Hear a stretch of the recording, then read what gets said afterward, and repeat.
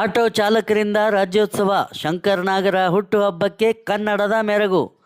ಕನ್ನಡದ ಗೌರವಕ್ಕಾಗಿ ಆಟೋ ಚಾಲಕರ ಸಂಘದ ಸದಸ್ಯರು ಮುಂದಾಗಿ ಆಳಂದ ಪಟ್ಟಣದ ಶ್ರೀರಾಮ್ ಮಾರುಕಟ್ಟೆ ಆಟೋ ಚಾಲಕರ ಸಂಘದ ಆಶ್ರಯದಲ್ಲಿ ಕರ್ನಾಟಕ ರಾಜ್ಯೋತ್ಸವ ಹಾಗೂ ಚಿತ್ರನಟ ದಿವಂಗತ ಶಂಕರನಾಗರ ಹುಟ್ಟುಹಬ್ಬವನ್ನು ಭಕ್ತಿ ಭಾವದೊಂದಿಗೆ ಸಂಭ್ರಮದಿಂದ ಆಚರಿಸಲಾಯಿತು.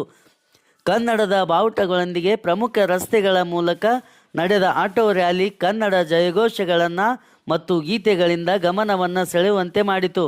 ಬೆಳಿಗ್ಗೆ 9 ಗಂಟೆಗೆ ಶ್ರೀರಾಮ್ ಮಾರುಕಟ್ಟೆಯಿಂದ ಆರಂಭವಾದ ರ್ಯಾಲಿ ಪಟ್ಟಣದ ಮುಖ್ಯ ರಸ್ತೆಗಳಾದ ಜಿಲ್ಲಾ ರಹದಾರಿ, ಬಸ್ ನಿಲ್ದಾಣ, ಸಿದ್ಧಾರ್ಥ ಚೌಕ್ ಮತ್ತು ಮುಖ್ಯ ರಸ್ತೆಯ ಮೂಲಕ ಪ್ರತಿ ಆಟೋವಿನ ಮೇಲೆ ಕನ್ನಡದ ಮೂಲಕ ಕರ್ನಾಟಕ ಎಂಬ ಧ್ವಜ ಹಾಗೂ ಚಿತ್ರನಟ ದಿವಂಗತ ಶಂಕರನಾಗರ ಭಾವಚಿತ್ರ ಅಳವಡಿಸಿ ಕನ್ನಡ ಜಯಘೋಷಗಳೊಂದಿಗೆ ಆಟೋ ರ್ಯಾಲಿ ನಡೆಯಿತು.